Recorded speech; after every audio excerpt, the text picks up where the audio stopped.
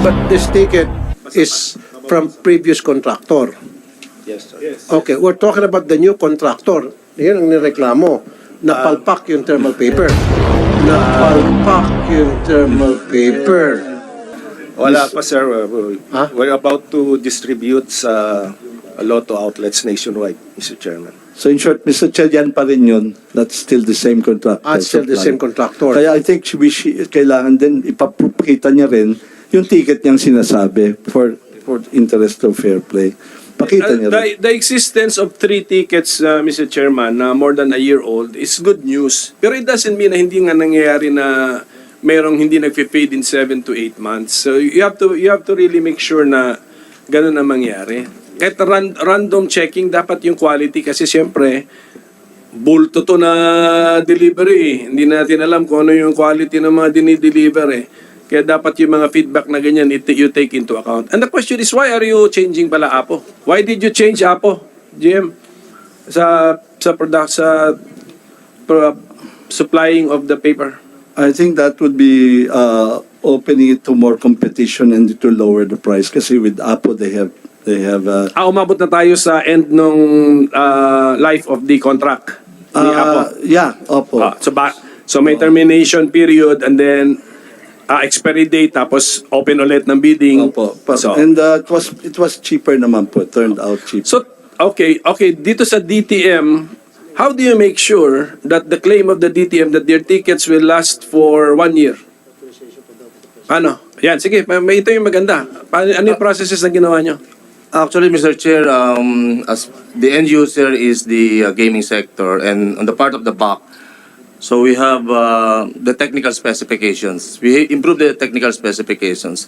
For this paper, we have imposed the so-called coated ticket that will cover the print. So it's a specific item, part of the technical specs under wind direction. This is an improvement from the previous technical specs of the end user. And the winner has complied with this. In addition, we may inform that this is the first time that we also included the requirement of ISO certification as regards the production process of the printer, Mr. Chair. Okay. Yes. Yes.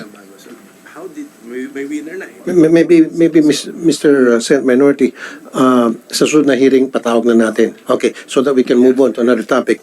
Now, nandito yung OGCC, si Attorney Katrina Reyes. Are you ready to answer my questions? Because the last time you sent your representative here, your attorney, corporate lawyer of OGCC, he wasn't able to answer some of my questions, my basic questions. Maybe that's why you're here, because you're an expert in your policy and procedures. Am I right or am I right? You're correct, Your Honor. Very good. Now, yung sa issue ng Pacific Online na pinayagan ng PCSO na mag-test run, lahat ng government entity that would enter into agreement, any entity that would enter into agreement sa ating government, tulad ng Pacific Online, PCSO should get a permission, number 1, from the Office of the President, right? Correct, Your Honor. Number 2, doon sa kontrata between Pacific Online and PCSO na binanggit doon na 14% commission sa test run, ang inyong opinion doon, hindi dapat. Wala dapat 14% commission dahil test run yan, except pag-collect noong mga ginastos nila while doing the test run. Right? Correct, Your Honor. Okay. And then number 3, dapat ang test run ay maglalas lamang ng 6 months. Pero ang ginawa ng PCSO is pinayagan sa contract is 1 year. Which is, again, mali. Your Honor, in that instance, I would have to qualify the requirement, the wisdom behind our previous opinions on the 6 month period Previous opinion. When you say previous opinion, yung dati opinion mga 70, nakaupo. Your Honor. Yes, is that the 6 months period would be dependent on prudent. However, we cannot discount the fact that the Board of Directors of PCSO has the discretion to determine because they have the expertise or Okay. the technical know-how on how. So they are given the discretion to extend this from 6 months from previous opinion, kung sino man yung mga nakaupo sa inyo, kasi mas meron silang technical know-how, pwede na extend to 1 year. So walang violation dito. Is that what you're saying now, Attorney Katrina? Yes, Your Honor, because there is no explicit provision under the law or any rule or regulation prohibiting the PCSO from stating that or ascertaining the necessity of extending at Okay, extra sige. period So, from hindi ko na ipupush yan. Kasi sinabi mo, previous opinion yun ng mga nakaupo sa inyo, and then ngayon, ipinapasa nyo na dun sa expertise ng PCSO kung yung ba ay more than 6 months. So, pwede siya tutusin yung up to 1 year testing. Now, doon natin sa 14% commission, sabi mo, hindi dapat tumanggap. Correct, Your Honor.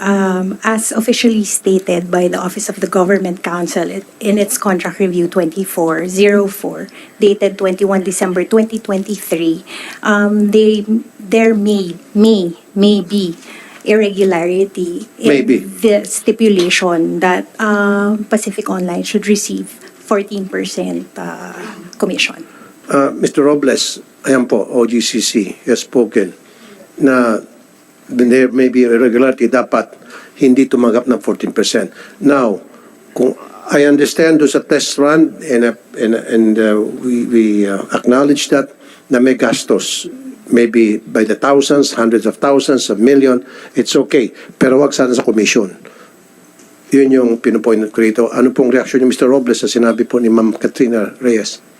Your Honor, may Attorney Lea to explain doon po.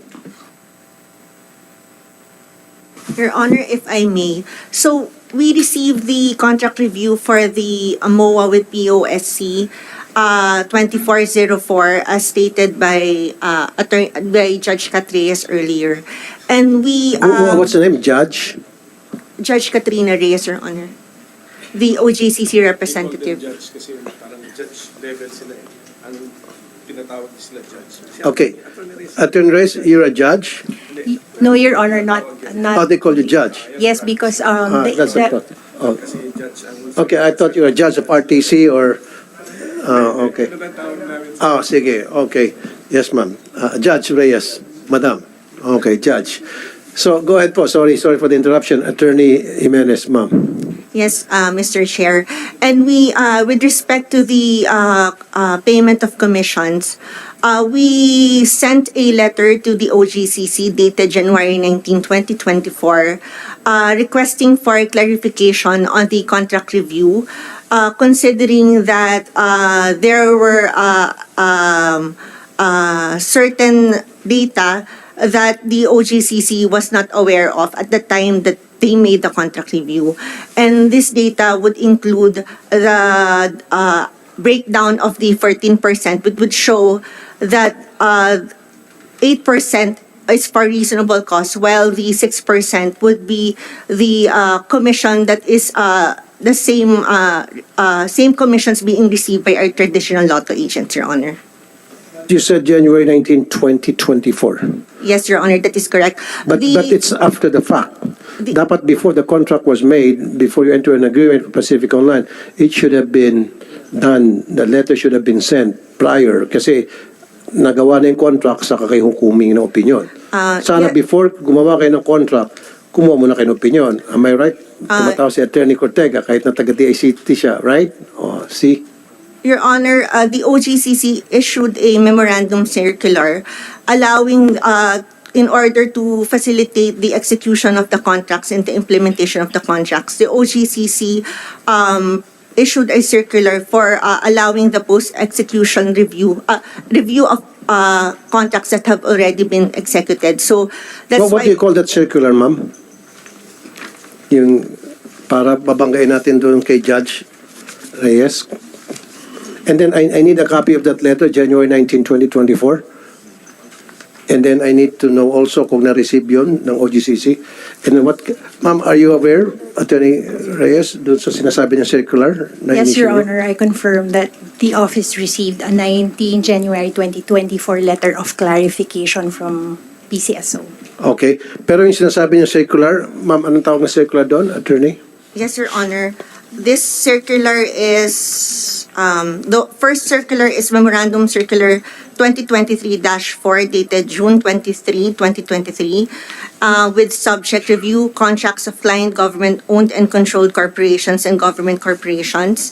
And the other circular is Memorandum Circular 2023-08 dated November 23, 2023, entitled Guidelines on the Office of the Government Corporate Council's or OGCC Post-Execution Review of Contracts. So, dito sa Memorandum Circular November 2023, series of 2023 November, so kumingi kayo ng guidelines sa OGCC. This was prior sa pagbuo ng contract. Kasi ang gusto ko, dapat bago ginawa yung contract, saka kayo nakipag-ugnayan sa OGCC, hindi yung after. Para, syempre, kung ano yung sinabi niyo sa OGCC, ito yung lalamanin na aming contract. Pwede ba ito? Sasabihin ng OGCC, hindi pwede. So, agad-agad mababago niyo. Hindi pwede yung tapos na, nagpirmahan na, saka kayo maghingi ng opinion. Actually, Your Honor, this guidelines involves contract review, Your Honor. So, it does not preclude the PCSO from executing supplemental in light of the observations made by the OGCC with respect to the contracts that have been already executed, Your Honor. That is already contained, sir, in the guidelines of the OGCC. Judge Katrina Reyes? Your Honor, I confirm that the OGCC did issue Memorandum Circular 2023-4, which in essence broadens the mandate of the OGCC and which allows post-execution contract review. Post-execution contract. Yes, Your Honor. Okay. So, pinapayagan ng OGCC post-contract review? Yes, Your Honor, this is Kahit na nagkapirmahan na, kasi ang pinupush ko dito, bago sana magpirmahan, ipapakita yung draft. Ito yung draft ng contract namin, review it. Tapos ngayon, magko-comment kayo, mali itong sa second paragraph, mali itong sa third paragraph, pabaguhin nyo to. Pabaguhin nila, hindi pwede. Tapos na, nagkapirma na, saka ibibigay sa inyo. Dapat di kayo pumayag. Your Honor, we didn't... Dapat baguhin nyo yung procedure, kung ganon. Wala dapat post-review. Your Honor, I would have to defend our position because specifically for this contract, Your Honor, because even if we did not conduct a pre-execution review, Opinion 70 still stands. Opinion, what is Opinion 70, ma'am? That was the opinion of the OGCC, which was tackled during the last hearing, Your Honor. Okay.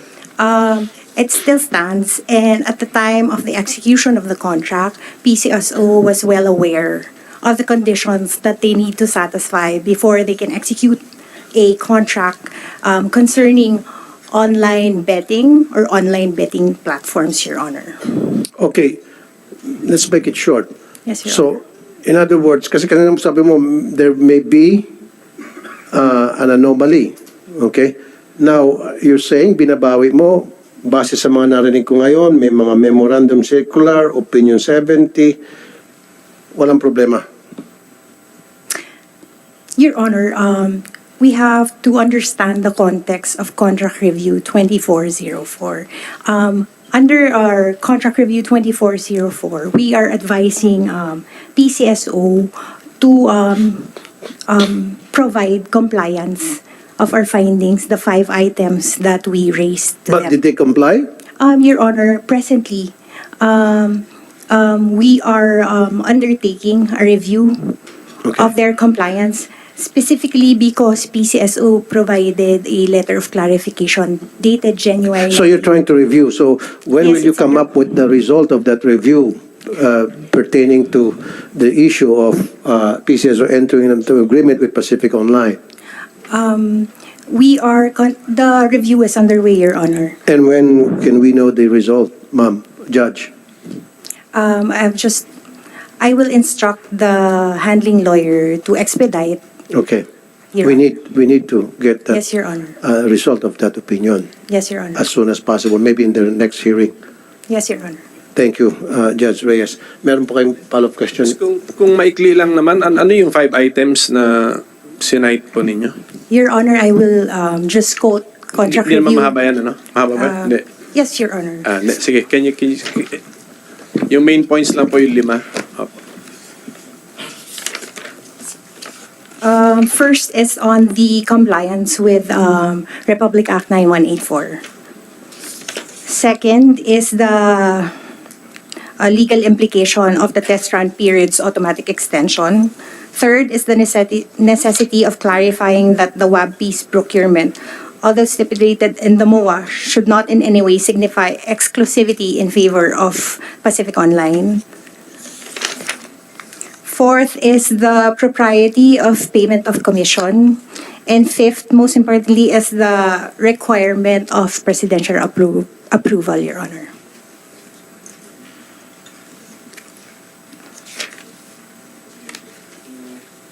So, thank you for that. Pero, na-mention nyo yung payment of commission. Kitang-kita. If you look at the final contract, it's there. It's still there. Your Honor, Di ba? if I may be allowed to consult the documents, because preliminary reading of the documents, I mean the MOA itself and the documents attached, there is a provision specifically in the MOA which states that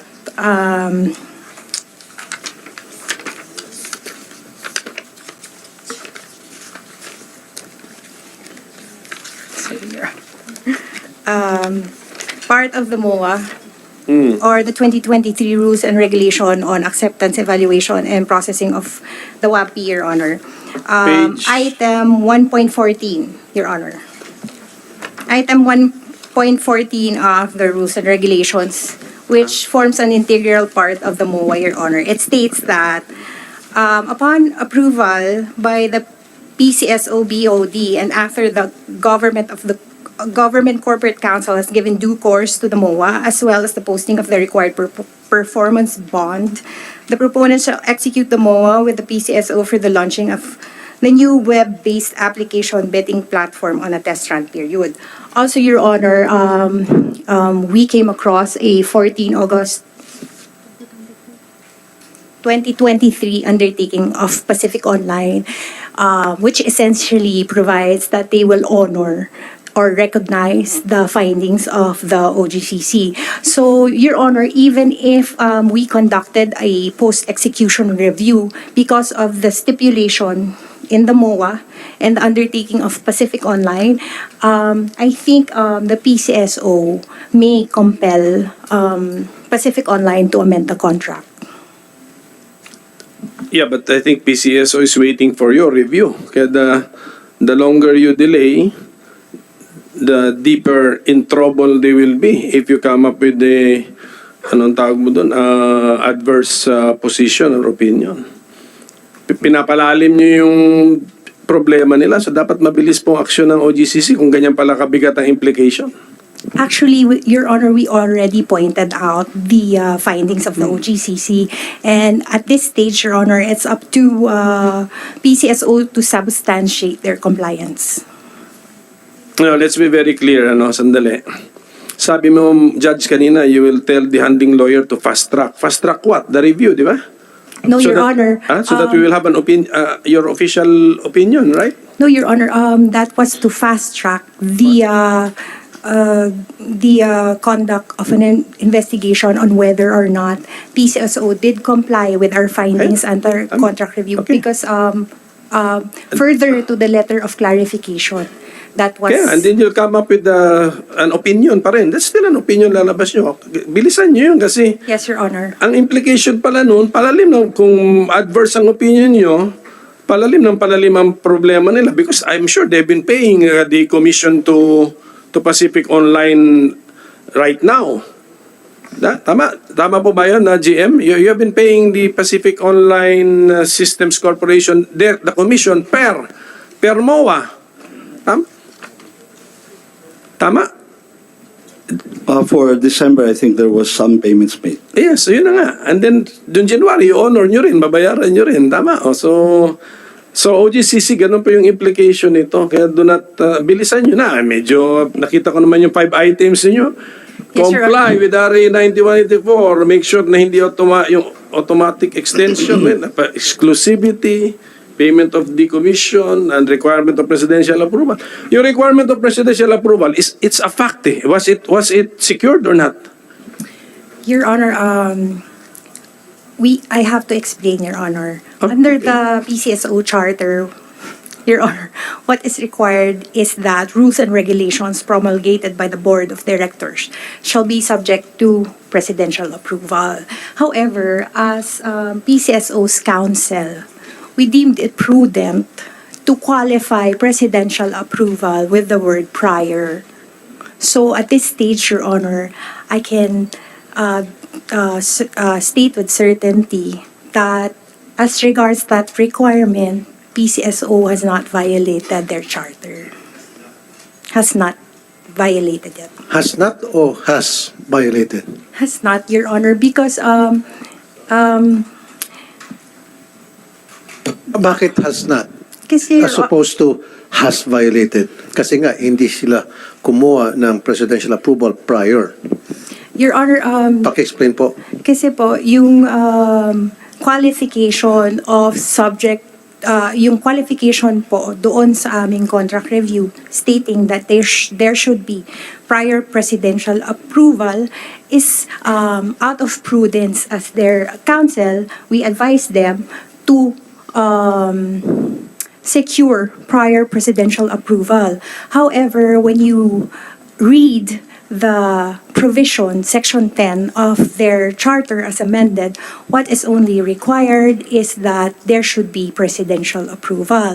So that does not, that means, Kaya nga po, there should be a presidential approval. yes, Your Honor. Pero hindi nakalagay doon na prior. Prior, yes, Your Honor. So, in this case, meron silang presidential approval. After the fact, tapos na yung kontrata, binigyan silang presidential approval ng ES.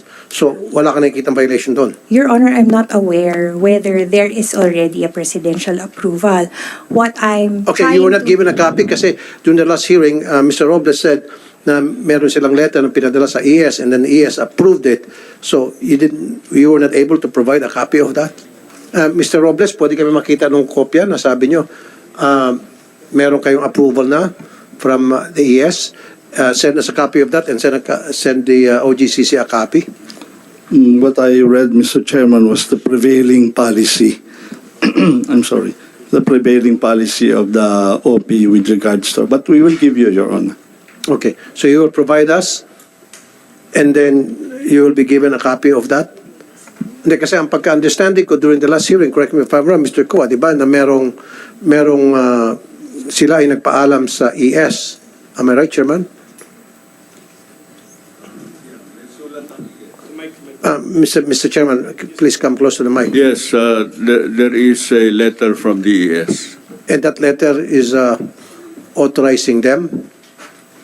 Ang recollection ko is that in that letter of the ES,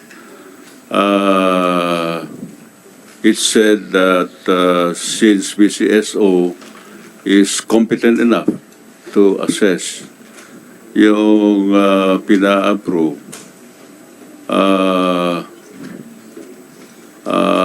they are at liberty to proceed. Okay. That's how I recall it. Okay, so I need to see the existence of that letter. Therefore, I need a copy. Mr. Robles, can you provide us that copy? And then please provide the OGCC a copy because OGCC hasn't been provided with that kind of letter. Am I right, Judge Reyes?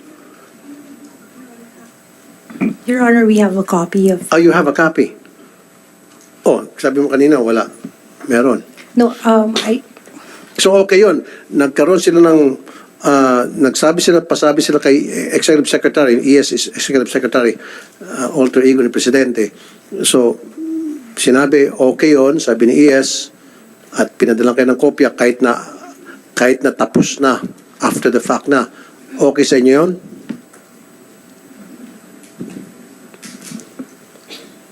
Your Honor, I think PCSO would be in a better position to explain that. Hindi nga, pero yeah, of course, PCSO will have their opinion. I need your opinion being the OGCC. Your Honor, this would only be my personal opinion because Ano po, ma'am? this would only be my personal opinion so as not to bind the OGCC. Okay, sige. Personal opinion as the judge of OGCC. Ano po yung personal opinion ulit, Your ma'am? Honor, since the minimum requirement of the law is just presidential approval, then there's nothing in the law which precludes PCSO from obtaining a post facto approval from the Oh, president there's nothing under the law that, in their charter, Your Honor. in the charter, that prohibits them from getting presidential approval after. So in this case, post facto approval, in this Your case, they meet all these requirements standard para matuloy yung operation online. That Ma'am, remains yes or no lang po?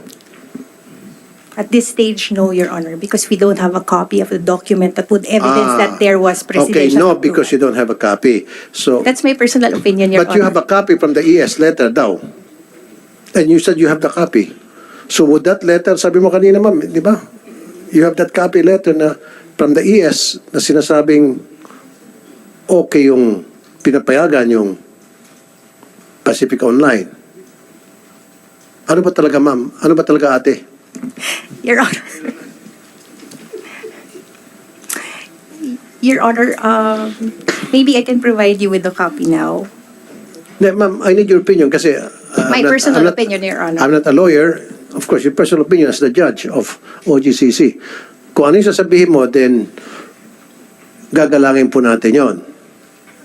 Yes, Your Honor, this is my personal opinion. That should not bind the office because That should not they what don't. po? That should not bind the OGCC because they did, as of this stage, Your Honor, there's no position yet, official position. So anong stand po ng OGCC tungkol dyan? Wala pa po, Your Honor, since the letter was only received, the letter, clarificatory letter from... Pero sa akala ko pa, ma'am, meron na kayong sulat from the ES, yung copy ng sulat. Yes, Your Honor. And you read that letter and you're an attorney, right? And you, Yes, Your Honor. You're corporate counsel. So what is your opinion as regard to that letter? Your Honor, my And then personal ibabangga opinion... natin doon sa kailangan magkaroon ng minimum requirement secure permission from the Office of the President. Your Ma'am Honor, naman, attorney po kayo, judge pa, o, di ba? Your Honor, it is my personal opinion Yes, ma'am. that this memorandum from the Executive Secretary does not pertain to the presidential approval required. Does not pertain. Yes, Your Honor, because this memorandum circular is dated 2021, Your Honor. Also, baliwala yung sulat na yan. My personal opinion, yes, Your Honor. Mr. Robles, yung gusto sumagot?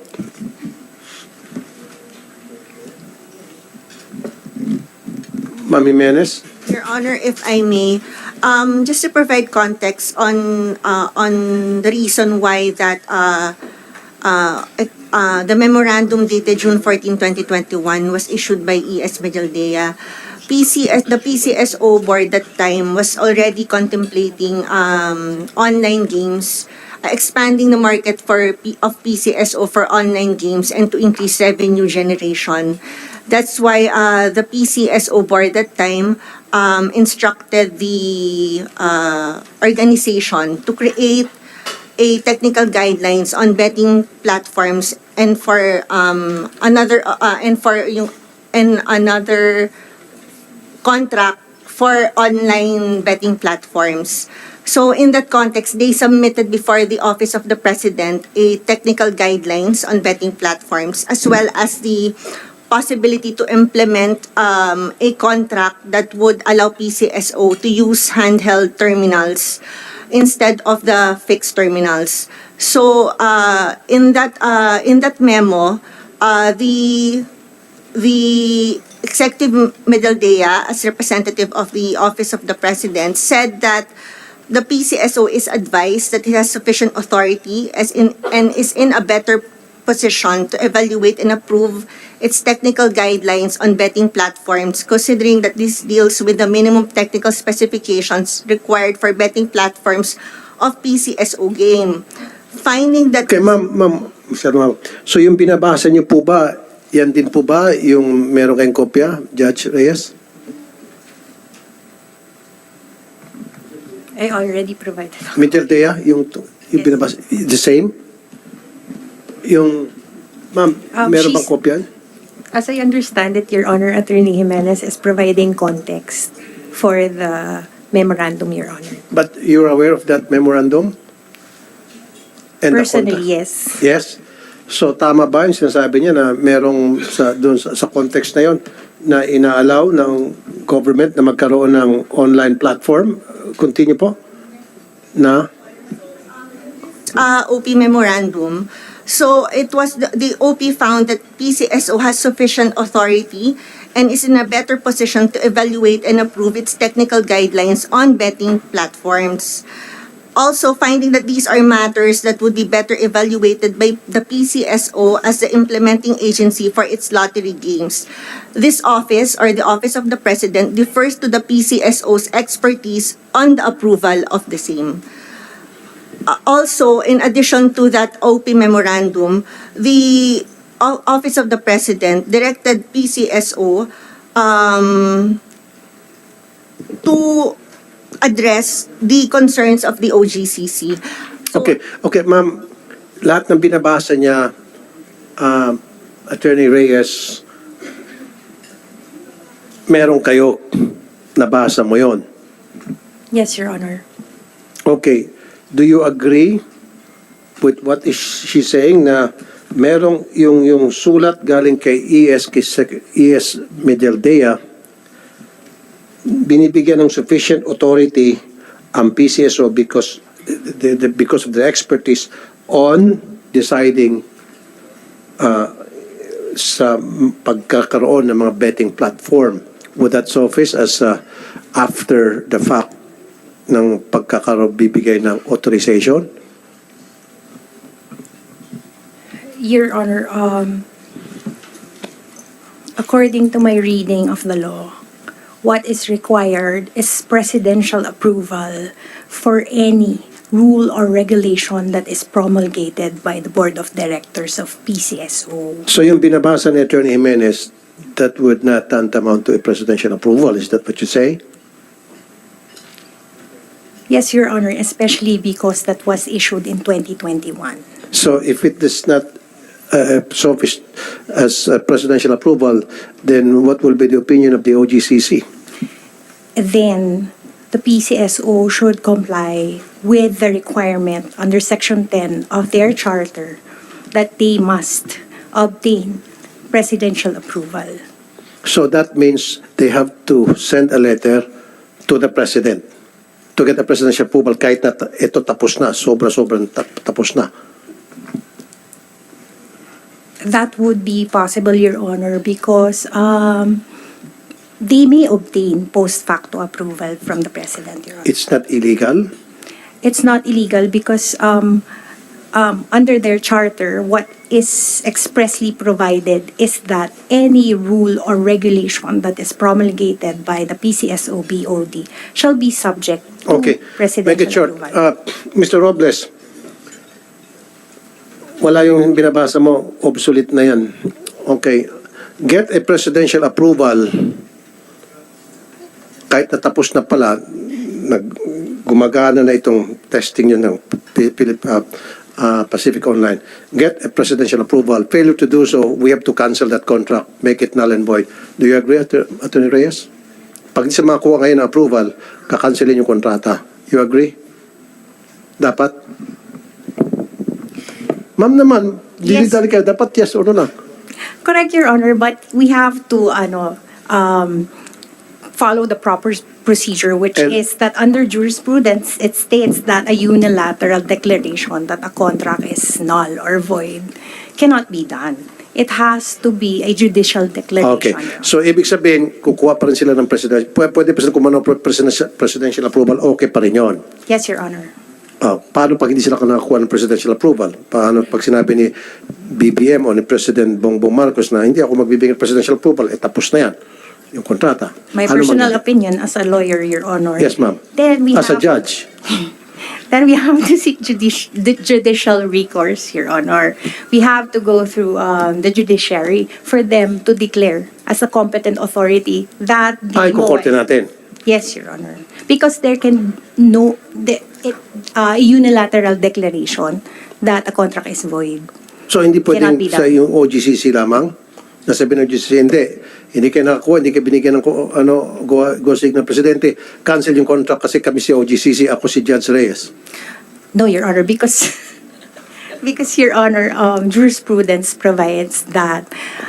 Sorry mama kasi hindi ako attorney. Yun lang yung sa akin yung parang common sense kung ano yung isip ng nakararami. Ito, I have a lawyer here, a very good lawyer, present dito si Senator Coco Pimentel.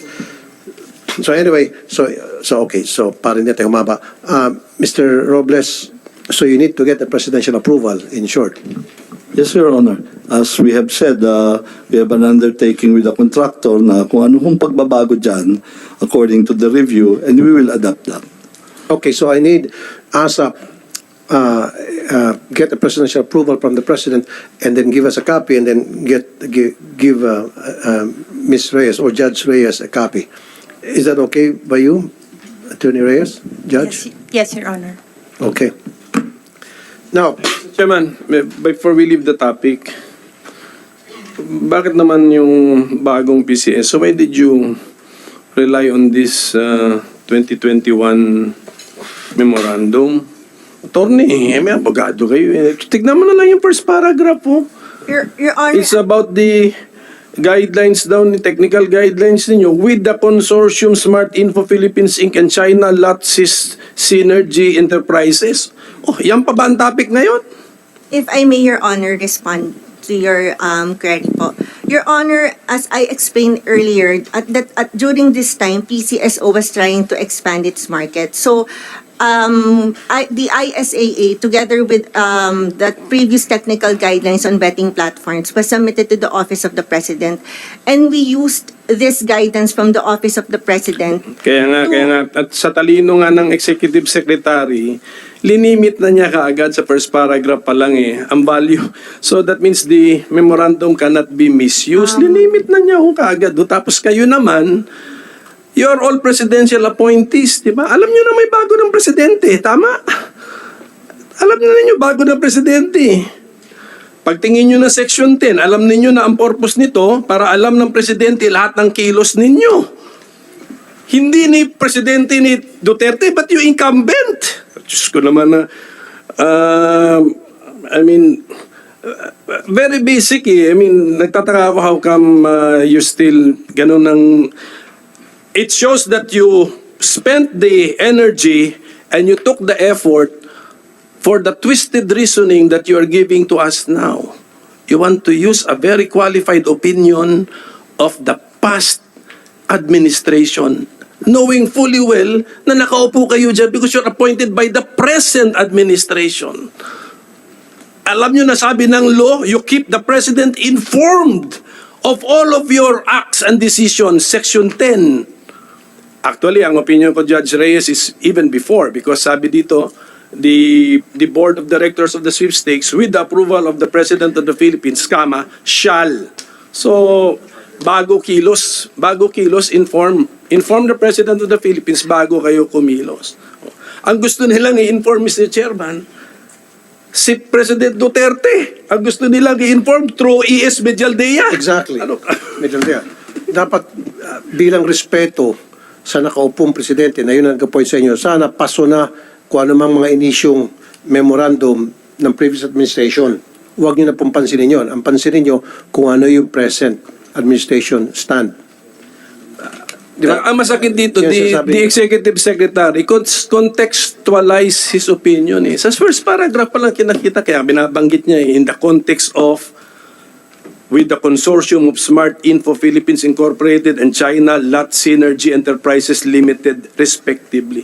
Ando na kaagad Talaga naman ganyan. I think when the OGCC also gives an opinion, DOJ, they really qualified. Meron pa nga sa dulo yan na this has been rendered on the basis of the facts presented to us. Ganon yun Ganon parati yun para hindi nga nami-misuse. And this is a clear example of a misuse of a past issuance of the office of the executive secretary. Pati na lang sa time limit, paso na ito, dapat yung bagong ES na. Out of respect, Chairman, out of respect sa appointing power ninyo. Di ba? Okay, what he's saying also, if I may add, Mr. Chairman, Mr. Robles and Attorney Jimenez, kasi iba si Medialdea, iba si Bersamin. Okay, so yung inisyong opinion ni Medialdea with this letter, baka hindi mag-agree dito at hindi itong maging opinion ng present ES na si ES Bersamin. So therefore, tama yung sinasabi ni Senator Coco. Mr. Chairman, but we're getting the opinion of the President, not the ES. It must be the President. Okay. Okay. Hindi, kasi ito, Medialdea ito eh. So yung, ang ibig sabihin, dapat itong opinion ni Secretary ES Medialdea, baliwalain na ito. Hindi na to applicable sa present administration. Chairman Kua, you agree? I fully agree, Mr. Chairman. I think the explanation of Senator Coco is very clear.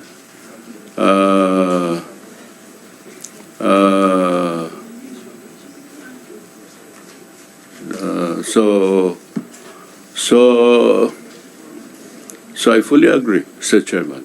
Okay, so therefore, from now on, ikaw, Attorney Jimenez, Legal Department ng PCSO, wala na yung mga previous opinion, previous memo from the previous administration, wala na, baliwalain nyo na yon. Okay, wala nang kwenta yon. Ang may kwenta ngayon, lahat ng mga opinion, bagong opinion ng sitting administration, yung present administration. Okay? Is that clear? At if may bago ko makalimutan, nabanggit mo kanina, Attorney Jimenez, na pagtapos ng bola, andon yung kayo lahat, mga taga-PCSO, kasama po yung Commission on Audit, nag-observe para agad-agad nilalag kung may nanalo ba o wala right there and then doon sa bola habang pinapanood at pagkatapos mapanood real time yung draw. Tama? Ilang tao ba yun nandun? That was the answer of my colleague here, Ms. Cereles. Mr. Reyes nga pala, sorry. Tama? Anong tawag doon sa yung grupo na yon? We have the Data Security, Internal Service Audit Department, and the Commission on Audit. Yun, yung tatlo. Na real time, pinapanood yung bola, after mapanood, pipindutin sa computer kung ano man yun at sinasabing may nanalo o wala, napapanood nila. A different draw procedure po. Binubola po yung winning numbers and then ine-enter po sa system. Kaya nga po, ini-enter sa system and then right there and then malalaman second in a split second, 1 second, malalaman agad, lalabas agad computer siya. O sabihin natin in 2 seconds, pick, wala nanalo. Diba? Ganon? Yes, Your Honor, malalaman. Anong tawag doon sa grupong yon at sa procedure na yon? Draw procedure po. Draw procedure. Now, and I have a lawyer here with me, Senator Coco, magdagdag tayo ng isa pa. Kasi PCSO and then COA bilang I have nothing against COA, Commission Audit. Pero may mga balita ako na yung mga taga-Commission on Audit, kuminsan, madaling kasabotin. So how about kung mag-add tayo ng tao sa labas?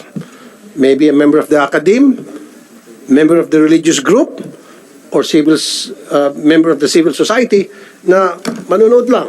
Natuto talaga yung ginagawa niyong procedure at walang house show. Mr. Robles, would Yes, you yes. answer We're that? open to that, Your Honor. Very good idea. Okay, that's all. Mr. Serradius. Can I pursue your topic then? Go ahead. Sino pong provider natin ngayon doon? Because the database on the actual number of combinations where there are bets is not with PCSO, di ba? It is with PCSO po. The owner of the data is PCSO. Yes, the owner. But do you have it while you're drawing? Hawak niyo yung data? Yes po. Because the draw is at what time? At 9 p.m. Then the data are surrendered to you by your service contractor? We collect the data po. We have the save data in our USB right after 2 minutes, 8:32, nasa amin na po yung data, sir. So before the draw, may cut-off na, hawak nyo na yung data. Provided by, who gives you the data on the number of, on the combinations with bets? Sino yun? We have our own data po. The PCSO personnel po, our employees, are the ones handling the data po. Hindi, meaning to say, pag-place pala ng bet sa Lotto outlet, ang information na yon hawak na ninyo kaagad? Pag-place pa lang ng bet? Yes po, we have the control You have the control? of the data. Yes po. Okay, that was not the system before, no? So you improved the system, bale? I think before, tinatanong ninyo yung service provider kung may nanalo o hindi. Tama ba yan? From the very start, hawak na ninyo yung data? From the very start po, No, PCSO owns the data po. Hindi, iba yung owns the data, but pag-place ng bet, you already know the universe of the bets placed. Alam niya na. Yes po. Okay, and then 8:30. Kailan nagko-close ang bets? At 8:30 close na po yung bets, wala na pong pwedeng tumaya. At 8:32 po, wala na pong pwedeng mag-cancel.